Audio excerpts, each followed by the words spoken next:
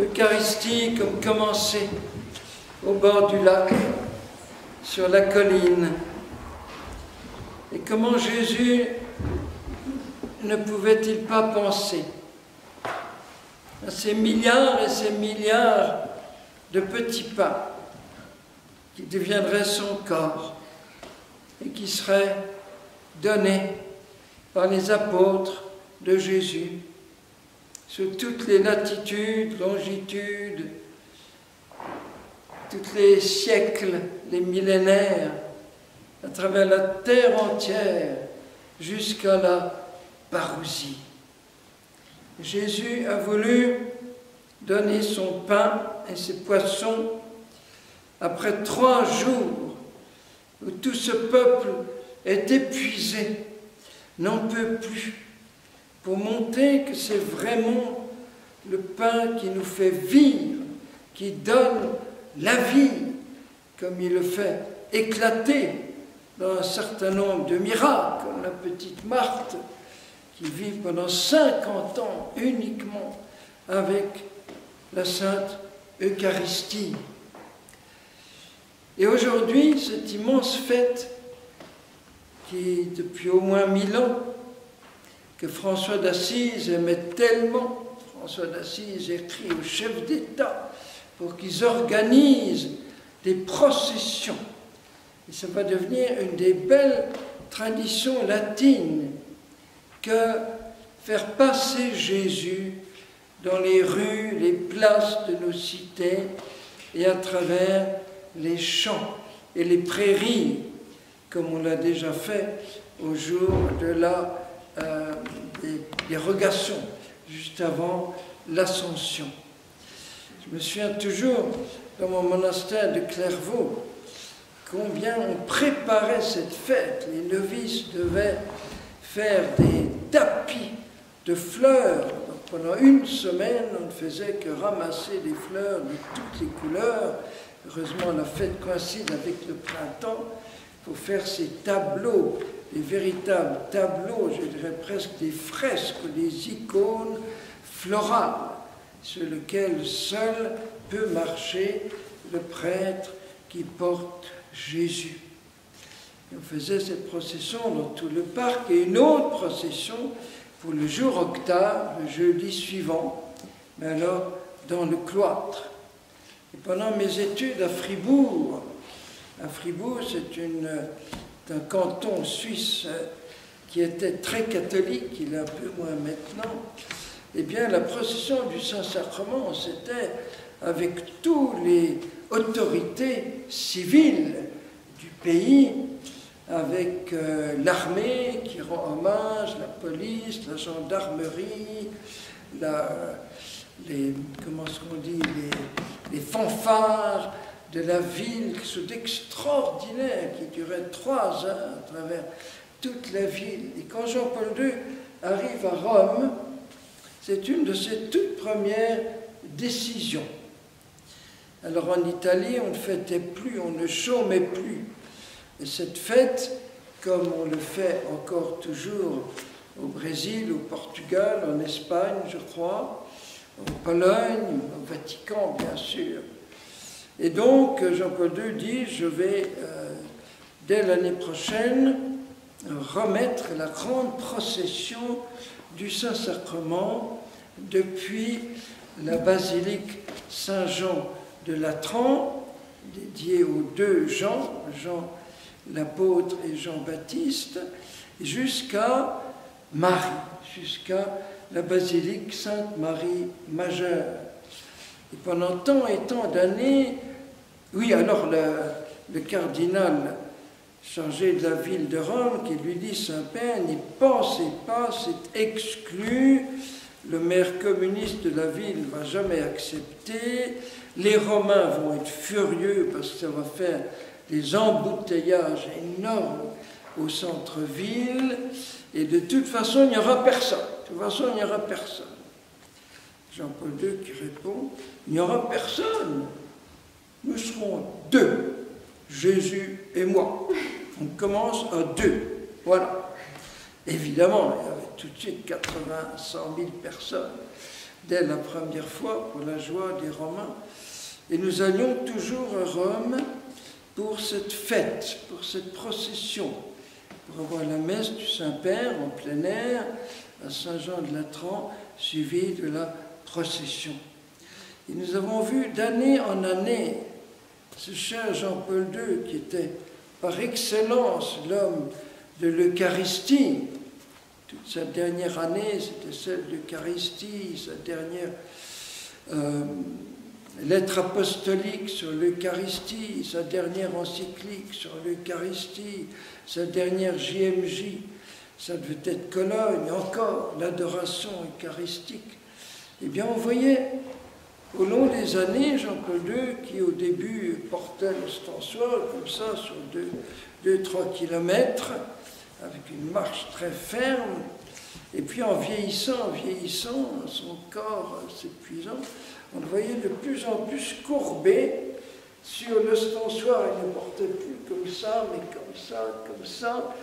On se demandait si c'était Jésus qui le portait ou lui qui portait Jésus.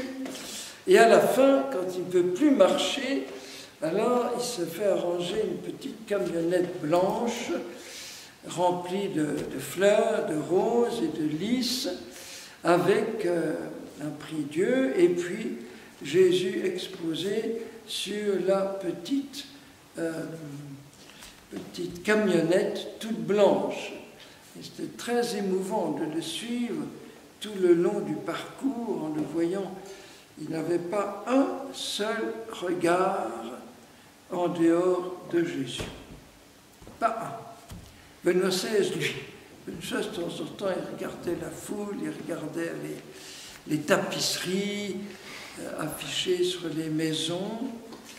Alors, ne regrettez pas d'avoir manqué ça cette année, parce qu'en fait, notre bon pape François, je ne sais pas pourquoi, a supprimé cette grande procession du Jeudi Saint. Il va le dimanche dans une paroisse, mais c'est très dommage qu'il ait supprimé ça. Voilà. Et c'est pour dire que le Seigneur, comme on l'a dit au bord du lac l'autre jour, aime tellement justement pouvoir bénir sa création, parce qu'il se fait le cœur de la création, le cœur du cosmos, un peu de matière qui devient le créateur du monde, le plus grand des miracles, la plus grande des révolutions cosmiques qu'on puisse imaginer.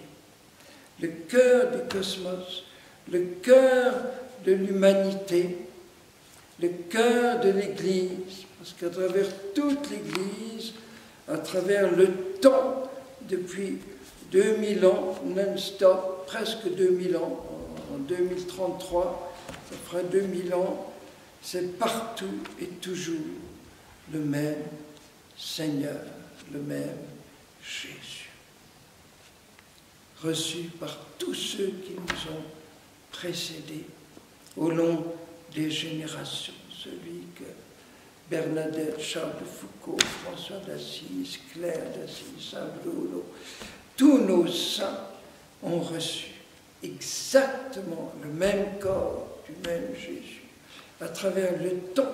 Et à travers le temps, dans ma vie, il est le cœur de mon existence. C'est exactement le même corps du même Jésus que j'ai reçu à ma première communion et que je recevrai, j'espère, en viatique à ma dernière communion sur terre. Et c'était tous les jours le même Jésus, le même Jésus. À travers le temps et à travers l'espace. Tous ces baptisés aujourd'hui qui sont en procession dans les pays où c'est chômé, ou bien dimanche, tous adorent avec décalage horaire exactement le même corps du même Jésus. Et c'est le même qui est au ciel, le même que nous allons contempler au ciel. Jean-Paul II a une phrase magnifique quand il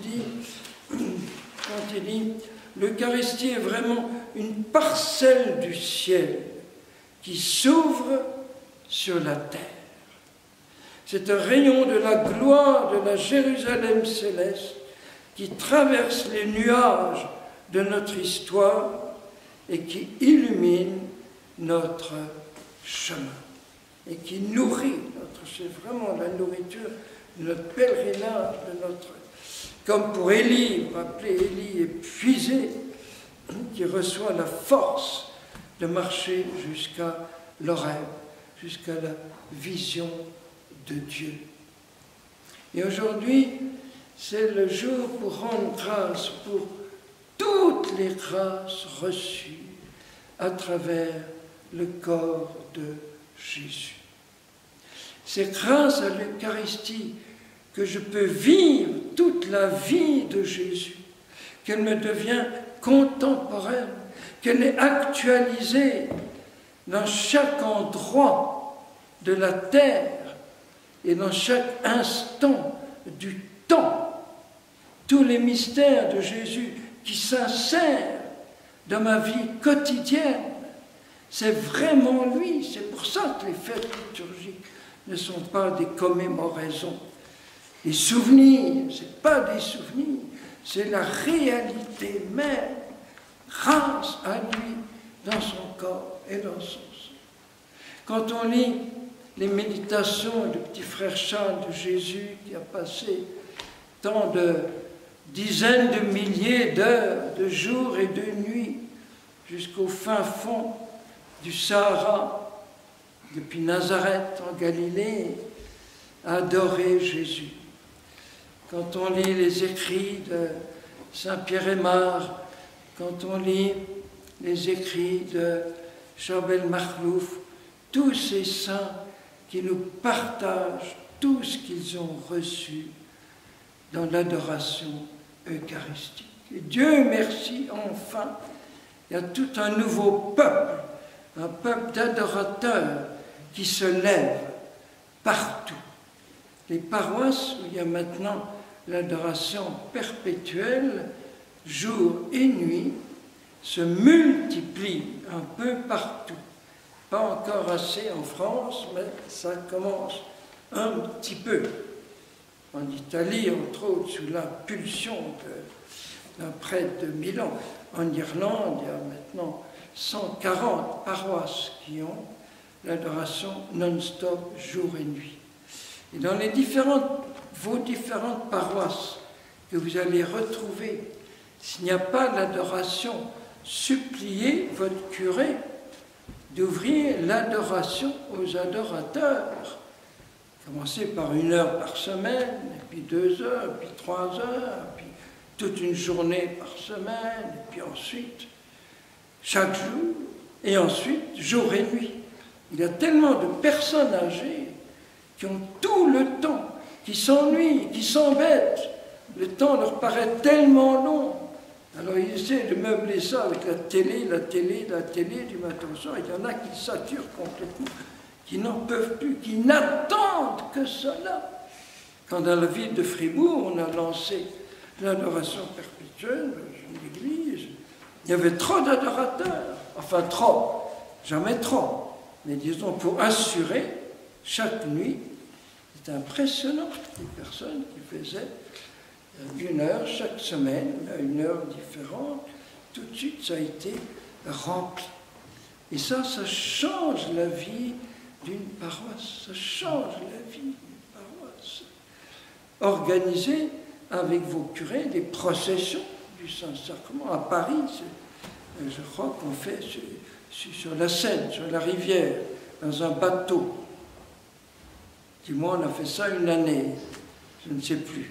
Un bateau sur la Seine et tous les gâteaux le long de la rivière qui acclament Jésus, qui chantent Jésus. C'est tellement beau cet hommage public.